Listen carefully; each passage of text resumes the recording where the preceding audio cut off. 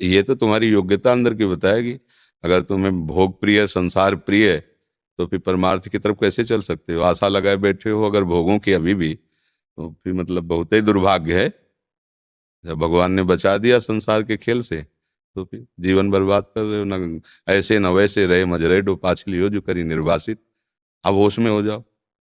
अरे जब ब्याह नहीं किया, लड़का बच्चा नहीं पैदा करने की बात है, तो अब धर्म से चलो ना, फिर ब्रह्मचर्य से रहो। चाहे भले पैंट शर्ट में रहो, ब्रह्मचर्य से रहो, भगवान नाम जप करो, पवित्रता से चलो। एक मार्ग तो पकड़ लो। जब गृहस्थी का, गृहस्थ आदमी लड़का बच्चा पैदा किए, तो भगवान की सृष्टि की पूजा है वो, कोई साधारण खेल नहीं। उस धर्म से चले। मान लो आपके भाग्य में नहीं था, तो आपका भाग्य और श्रेष्ठ है। आप भगवान से अपना संबंध मानिए।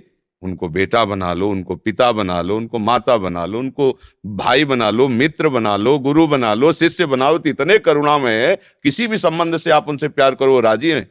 इतने महान हैं, पर वो आप कोई भी संबंध से रहे। देखो अर्जुन जी के सारथी बन गए। सारथी पद कोई बहुत बड़ा पद है क्या? जहां अर्जुन जी के जूते हैं, वहीं भगवान श्री कृष्ण बैठे, जिनकी चरण रखने की चौकी को ब्रह्मा शंकर आदि मस्तक रगड़ते हैं, वो भगवान कहाँ बैठे हैं? विचार करके देखो कितने कृपालु हैं। जब ब्याह नहीं हुआ तो फिर आचरण क्यों बर्बाद करे?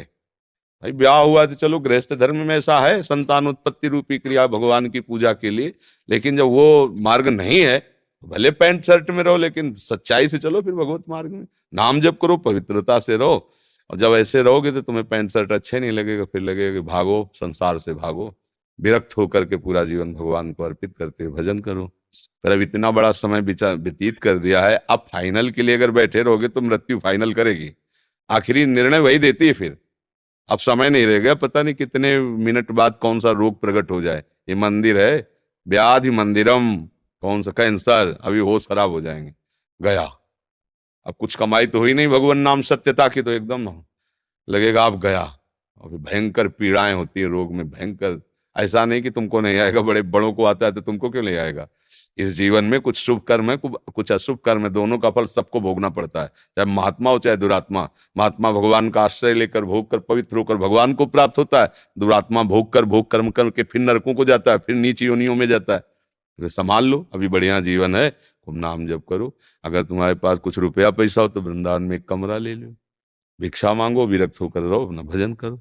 है 45 वर्ष गृहस्थी में बिताए हैं, तो कुछ जो शून्य पुण्य हो तुम्हारे पास भैया, उसको अपना एक छोटा सा कमरा ले लो, वृंदावन वास करो, दैन्य होकर के रहो। रोज यमुना जी के दर्शन करो, ठाकुर जी के दर्शन करो, नाम जप करो, सत्संग सुनो, अभी जीवन बन जाएगा। दिशा विहीन जीवन क्या जीवन? मृत जीवन है। जिन हरि भगत हृदय नहीं आनी, जीवित सौ समान ते पाए। मुर्दा कुछ हाथ नहीं, केवल आशा भोगों के लिए जीवन नष्ट पूरा। ऐसा नहीं कि बुढ़ापे में भोग वासना नष्ट हो जाती है। अगर इसको तुमने संयम में नहीं लिया, तो बुढ़ापे तक आशा लगी रहती है भोगों की, और वही आशा उसके आगे जन्म क्या हेतु बन जाती है। आशा ही परमम दुखम, नैराश्यम परमम सुखम।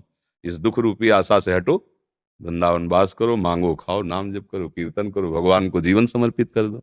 यदि अच्छा धन है तो मांगने की जरूरत नहीं, अपना रसोई बनाओ, भोग लगाओ ठाकुर जी का, दो रोटी अन्य जीवों को दे दो, चिड़ई, बंदर, कुत्ता।